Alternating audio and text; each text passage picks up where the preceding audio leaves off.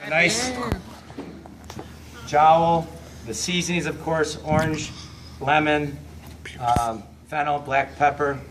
The darker muscle is the cheek. The jowl fat itself is absolutely the most luscious fat. It's very creamy. That's why it's so good for guanciale. That white line is the ear. Oftentimes I put the tongue down the center, but I would reverse the tongue. The tongue goes out to the nose like this. I take it out and I put the fat part of the tongue into the nose, and that helps the snout keep its nice shape.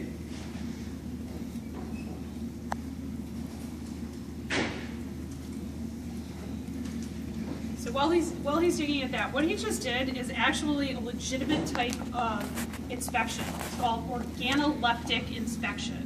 And it means that you use your 5 senses to figure out whether or not your food is good.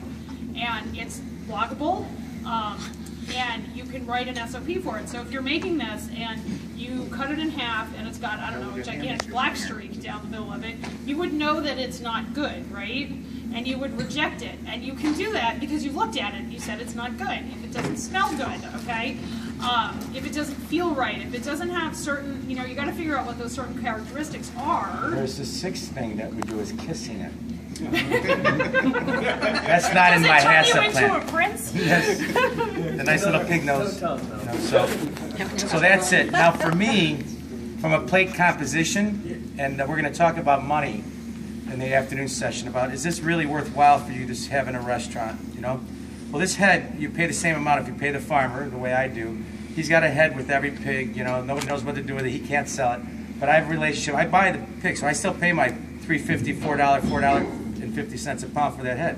This weighs, 12 pounds, I got $60 into this. Well, I can get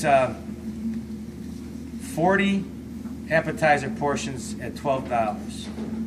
So 40 times 12, $480 for a $60 investment. How many of you, if I walked and put you in a line, and I said, okay, each of you, I will give you $480 if you give me 60 bucks. Anybody take me up on that? Yeah. I bet you would. The question is, do you have a market? Can you get $12 for it? Can you get $9? As chefs, and I speak to everybody, but I really speak to the professional chefs mostly, because that's who I am. We're all in business. I don't care how talented you are. I don't care if you're Thomas Keller, Jacques Pepin, and Jean-Georges Vongerichten all rolled up into one. You're so talented, the most prestigious chefs in the world.